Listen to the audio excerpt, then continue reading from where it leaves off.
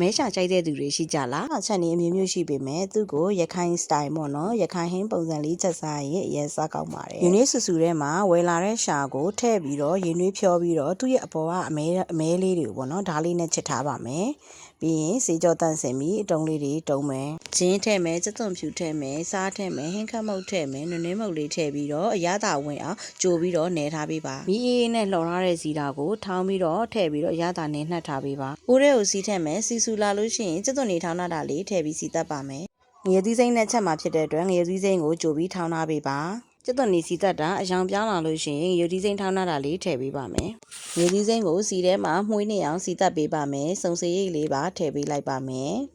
ငရုတ်သီးစီတက်တာမှုေးလာပြီးငရုတ်သီးစိမ့်အနှံ့လေးပျောက်သွားပြီးစီးပြန်လာပြီးဆိုရင်အခုနရတာနေထားတဲ့ရှာကိုထည့်ပေးပါမယ်။ရှာထဲမှာဂျင်းရဲ့ကျက်သွန်ဖြူရဲ့ထည့်နေထားတဲ့အတွက်ရေမထည့်သေးပဲသူ့စီထဲမှာပဲဂျင်းကျက်သွန်ဖြူအနှံ့မှုေးလာအောင်စီတက်ပေးပါ။ဂျင်းကျက်သွန်ဖြူအနှံ့ပျောက်ပြီးစီးပြန်လာပြီးဆိုလို့ရှိရင်ခုနကနေထားတဲ့ဇလုံးချင်းရင်လေးပဲထည့်ပြီးဟင်းလုံးပေးပါ။လုံးရည်လေးခမ်းပြီးစီပြန်ပြီးဆိုမှကိုအသားနူဖို့အတွက်ရေထည့်ပြီးတည်ထားပေးပါ။ဟင်းအိုးကိုရေခမ်းကန်နေရင်ဖွင့်ကြည့်ပြီးတော့တကယ်လို့ရှာမနူးသေးဘူးဆိုရင်နောက်တရေထပ်ထည့်ပေးပါ။ရှာနူးလောက်မဲ့အနေထားရောက်ပြီဆိုလို့ရှိရင်ရေထပ်မထည့်တော့ပဲစီပြန်တဲ့ထိချက်ပေးပါ။ဒါဆိုရင်ဆက်ဆက်လေးနဲ့စားကောင်းတဲ့ရှာဟင်းတစ်ခွက်ရသွားပါပြီ။အားလုံးပဲလိုက်ချက်စားကြည့်နော်။နောက် vlog လေးတွေမှာပြန်ဆုံပါမယ်ရှင်။